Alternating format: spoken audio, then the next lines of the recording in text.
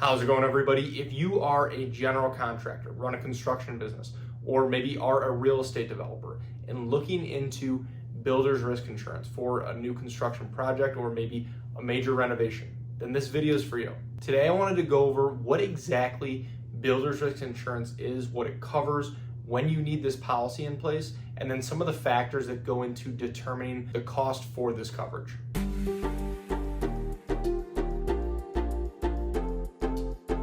Thank you for stopping by. My name is Brian. I'm an independent insurance agent based here in the state of Michigan, Metro Detroit specifically, and I work with businesses on their commercial insurance programs as well as helping families and individuals with their personal insurance, their home, their auto insurance as well.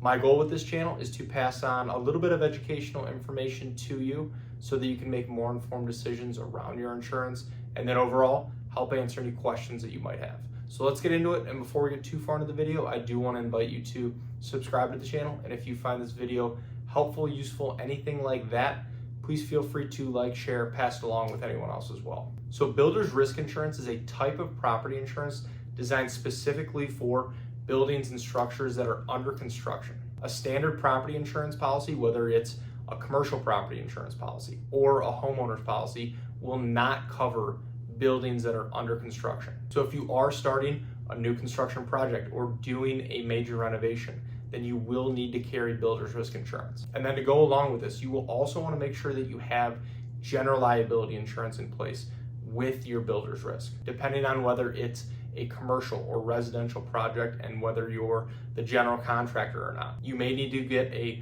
full-on general liability policy, or you may be able to just add a premises liability endorsement to your builder's risk policy. So now, how much exactly does this policy typically go for? There are going to be a few factors at play here, but the biggest one is going to be the total construction value of the project, which is essentially the total value of the completed building once it's finished. Then there will be other factors at play as well, whether it's a new construction project or a renovation, whether it's a commercial or residential project, the type of construction and the materials being used, the length of the project, and then where it's located. And in terms of the actual cost for the policy itself, this can run anywhere from 1 to 4% of the total project value. So if it's a $500,000 project, let's say, on the low end, it might be $2,000 to $4,000, and on the high end, $10,000 plus. Again, this will all depend on the specifics for the project, whether it's a commercial or residential new build, and then other factors as well. Now, it's also important to know that this is a temporary policy. The policy term will usually be written for whatever the project term will be. So maybe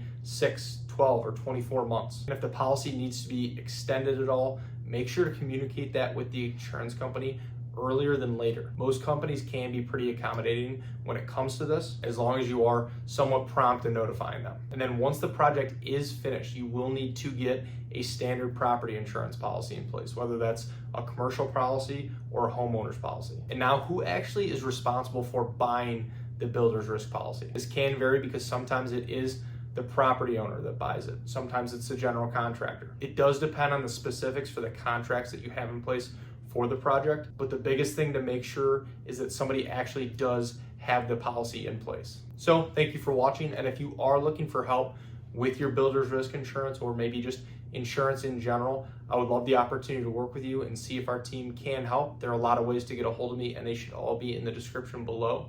Please feel free to text, call, email, fill out a contact form, whatever's easiest. And if you have any other questions about insurance, please feel free to either reach out directly or leave them in the comments below. I would love to help answer those as well. So thank you again.